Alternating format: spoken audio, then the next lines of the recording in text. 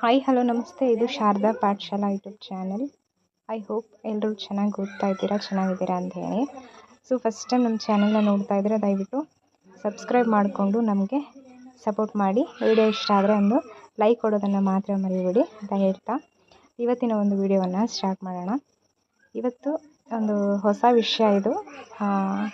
ಏನಪ್ಪ ಅಂತ ಹೇಳಿದ್ರೆ KS ನೋಟಿಫಿಕೇಷನ್ ಆಗುತ್ತೆ ಅಂತ ಹೇಳಿ ಒಂದು ಪ್ರಕಟಣೆಯನ್ನು ಹೊರಡಿಸಿದ್ದಾರೆ. ಹಾಗಾಗಿ ಈ ಒಂದು ವಿಡಿಯೋದಲ್ಲಿ KS ಸಂಬಂಧಪಟ್ಟಂತೆ ಹಳೆ ನೋಟಿಫಿಕೇಷನ್ ಏನಾಯಿತು, ಹಾಗೆ ಹೊಸ ನೋಟಿಫಿಕೇಷನ್ ಬಗ್ಗೆ ಸರ್ಕಾರ ಏನಂತ ಹೇಳಿದೆ ಎಲ್ಲವನ್ನು ಕುರಿತು ತಿಳ್ಕೊತಾ ಹೋಗೋಣ. ಸೊ ನಮ್ಮ ಚಾನಲ್ಗೆ ಸಬ್ಸ್ಕ್ರೈಬ್ ಮಾಡೋದನ್ನು ಮಾತ್ರ ಮರಿಬೇಡಿ, ಕೊನೆವರೆಗೂ ವಿಡಿಯೋನ ವಾಚ್ ಮಾಡಿ. ಸೊ ನೋಡಿ, ಕರ್ನಾಟಕ ಸರ್ಕಾರ ಸಚಿವಾಲಯ, ವಿಧಾನಸೌಧ, ಡಾಕ್ಟರ್ BR ಅಂಬೇಡ್ಕರ್ ವಿಧಿ, ಬೆಂಗಳೂರು.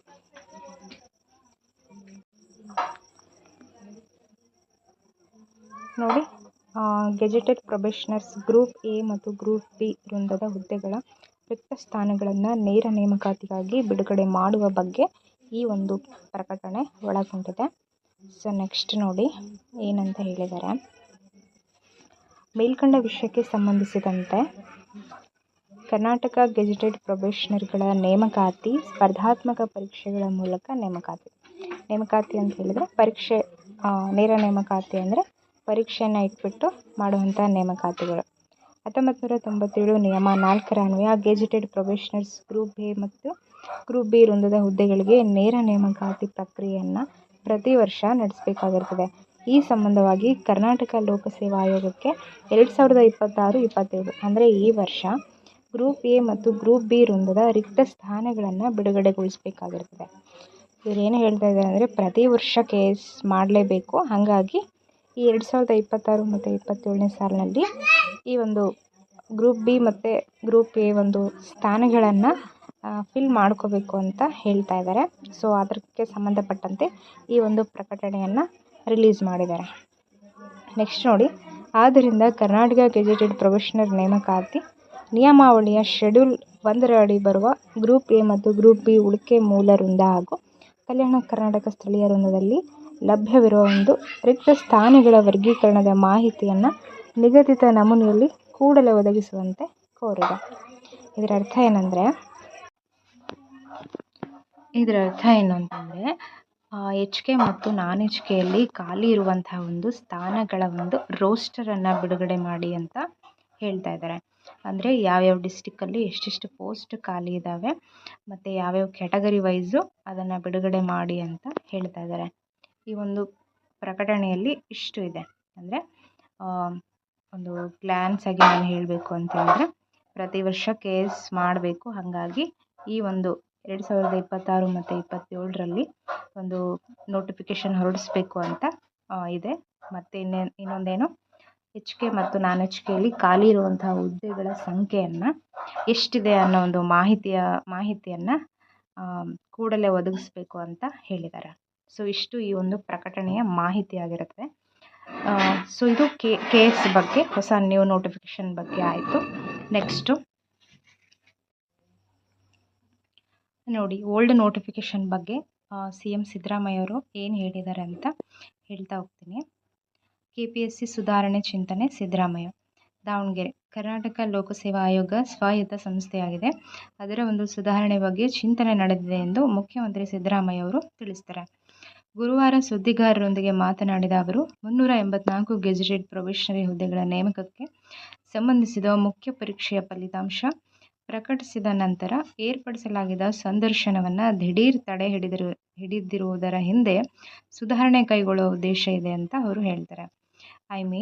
ಈಗ ನಾವೇನೋ ಸಂದರ್ಶನಕ್ಕೆ ಡೇಟ್ ಬಿಟ್ಟು ಅದನ್ನು ಕ್ಯಾನ್ಸಲ್ ಮಾಡಿದ್ರಲ್ಲ, ಸೊ ಅದರ ಹಿಂದೆ ಸುಧಾರಣೆ ಮಾಡುವಂಥ ಉದ್ದೇಶ ಇದೆ ಅಂತ ಹೇಳ್ತಾ ಇದ್ದಾರೆ. ಅದೇನು ಸುಧಾರಣೆ ಮಾಡ್ತಾರೋ ನಿಜವಾಗ್ಲೂ ಗೊತ್ತಿಲ್ಲ. ಆದರೆ ಡೇಟ್ ಕ್ಯಾನ್ಸಲ್ ಮಾಡಿ ಸುಧಾರಣೆ ಮಾಡುವಂಥದ್ದು ಏನಿದೆ? ಓಕೆ, ಸರ್ಕಾರದ ವಿವಿಧ ಇಲಾಖೆಗಳಲ್ಲಿ 2.50 ಲಕ್ಷಕ್ಕೂ ಅಧಿಕ ಹುದ್ದೆಗಳು ಖಾಲಿ ಇವೆ. ಈ ಹಿಂದೆ ತಿಳಿಸಿದಂತೆ ಪ್ರಸಕ್ತ ವರ್ಷ 56,432 ಹುದ್ದೆಗಳ ನೇಮಕಕ್ಕೆ ಅಧಿಸೂಚನೆ ಹೊರಡಿಸಲಾಗುವುದು. ಪ್ರತಿ ವರ್ಷವೂ ಖಾಲಿ ಹುದ್ದೆಗಳ ನೇಮಕಾತಿಗೆ ಕ್ರಮ ಕೈಗೊಳ್ಳಲಾಗುವುದು ಎಂದು ವಿವರಿಸಿದರು. ಸೊ ಇಲ್ಲಿ ಮೇನ್ ಆಗಿ ಈ 56,432 ಹುದ್ದೆಗಳ ಕೂಡ ನಾವು ಅಧಿಸೂಚನೆ ಮಾಡ್ತೀವಿ ಅಂತ ಹೇಳಿದ್ದಾರೆ. ಇನ್ನೊಂದು ಡೇಟ್ ಯಾಕೆ ಇದು ಮಾಡಿದ್ದೀವಿ ಅಂತಂದರೆ ಅದರ ಹಿಂದೆ ಸುಧಾರಣೆ ಕೈಗೊಳ್ಳುವ ಒಂದು ಉದ್ದೇಶ ಇದೆ, ಅದಕ್ಕೆ ನಾವು ಇದು ಮಾಡಿದ್ದೀವಿ ಅಂತ. ಸೊ ಐ ಹೋಪ್ ನೆಕ್ಸ್ಟು ಸಂದರ್ಶನಕ್ಕೆ ಹೊಸದಾಗಿ ಡೇಟನ್ನು ಬಿಟ್ಟು ಅವ್ರನ್ನೆಲ್ಲ ಆಯ್ಕೆ ಮಾಡ್ಕೊಂಡ್ಮೇಲೆ ಐ ಥಿಂಕ್ ಈ ಒಂದು ಹೊಸ ನೋಟಿಫಿಕೇಷನ್ ಆಗುತ್ತೆ ಅನ್ನೋದು ನಮ್ಮ ಒಂದು ಅಭಿಪ್ರಾಯ ಆಗಿರುತ್ತೆ. ಯಾವುದೇ ಕ್ಯಾನ್ಸಲೇಷನ್ ಆಗಲ್ಲ, ಯಾಕಂದರೆ ಇಂಟರ್ವ್ಯೂ ತನಕ ಬಂದಿದೆ. ಹಾಗೇನಾದರೂ ಏನು ಸೀಕ್ರೆಟಾಗಿ ಏನಾದರೂ ನಾವು ಅಂದುಕೊಂಡಂತೆ ಆಗಿದೆ ಅಂತ ಹೇಳಿದ್ರೆ ನೋಡ್ಬೋದು, ರದ್ದಾಗೋ ಚಾನ್ಸಸ್ ಇರುತ್ತೆ. ಹೈಕೋರ್ಟ್ ಏನಾದರೂ ತೀರ್ಪು ಕೊಟ್ಟು ಅದು ಸಾಬೀತಾದರೆ. ಬಟ್ ಆ್ಯಸ್ ಆಫ್ ನಾವು ಈಗ ಬಂದಿರೋ ಒಂದು ಸುದ್ದಿಯ ಪ್ರಕಾರ ಒಂದು ಏನು ಹೇಳಬೇಕು ಅಂತ ಹೇಳಿದರೆ ಯಾವುದೇ ರೀತಿ ಕ್ಯಾನ್ಸಲೇಷನ್ ಆಗಲ್ಲ. ಸೊ ಈ ಒಂದು ಎಲ್ಲ ಇದು ಕೇಸ್ ಎಲ್ಲ ಸಂದರ್ಶನ ಎಲ್ಲ ನೇಮಕಾತಿ ಎಲ್ಲ ಮುಗಿದು ನೆಕ್ಸ್ಟು ಹೊಸ ನೋಟಿಫಿಕೇಷನ್ ಆಗೋ ಸಾಧ್ಯತೆ ತುಂಬ ಇದೆ. ಸೊ ಹೊಸ ನೋಟಿಫಿಕೇಷನ್ ಆಗಬೇಕಂದ್ರೆ ಈ ವರ್ಷವೇ ಮಾಡೋದಿಲ್ಲ ಅವರು. I think this year last December ಮಾಡ್ಬೋದು, ಅಥವಾ ನೆಕ್ಸ್ಟ್ ಇಯರೇ ಮಾಡ್ತಾರೆ. KPSC ಅವರು ಅಷ್ಟು ಫಾಸ್ಟ್ ಇದ್ದಾರೆ. ಸೊ ಅದ್ರ ಬಗ್ಗೆ ಏನು ವರಿ ಮಾಡ್ಕೋಬೇಡಿ. ಏನಂತ ಹೇಳಿದ್ರೆ ನೋಟಿಫಿಕೇಷನ್ ಆಗುತ್ತೆ. ಎವ್ರಿ ಇಯರ್ ಇವ್ರೇನು KS ನೋಟಿಫಿಕೇಷನ್ ಮಾಡಲ್ಲ. ಬಟ್ ಇವಾಗ ಬಂದಿರೋ ಪ್ರಕಟಣೆ ಪ್ರಕಾರ ಈ ವರ್ಷ ಮಾಡಬೇಕು ಅಂತ. ನೋಡೋಣ ನೆಕ್ಸ್ಟ್ ಏನಾಗುತ್ತೆ ಅಂತ. ಐ ಹೋಪ್ ಎಲ್ಲರೂ ಚೆನ್ನಾಗಿದ್ದೀರಿ, ಚೆನ್ನಾಗಿ ಓದ್ತಾ ಇದ್ದೀರಿ ಅಂತ. ಸ್ಟಡೀಸನ್ನು ಕಂಟಿನ್ಯೂ ಮಾಡಿ, ಕನ್ಸಿಸ್ಟೆನ್ಸಿ ಮೇಂಟೈನ್ ಮಾಡಿ ಅಂತ ಹೇಳ್ತಾ ಇವತ್ತಿನ ಒಂದು ವಿಡಿಯೋನ ಇಲ್ಲಿಗೆ ಮುಗಿಸೋಣ. ವಿಡಿಯೋ ಇಷ್ಟ ಆದರೆ ಒಂದು ಲೈಕ್ ಕೊಡೋದನ್ನು ಮಾತ್ರ ಮರಿಬೇಡಿ. ಫಸ್ಟ್ ನಮ್ಮ ಚಾನಲ್ನ ನೋಡ್ತಾ ಇದ್ದರೆ ದಯವಿಟ್ಟು ಸಬ್ಸ್ಕ್ರೈಬ್ ಮಾಡಿಕೊಂಡು ಸಪೋರ್ಟ್ ಮಾಡಿ. ಬಾಯ್ ಬಾಯ್.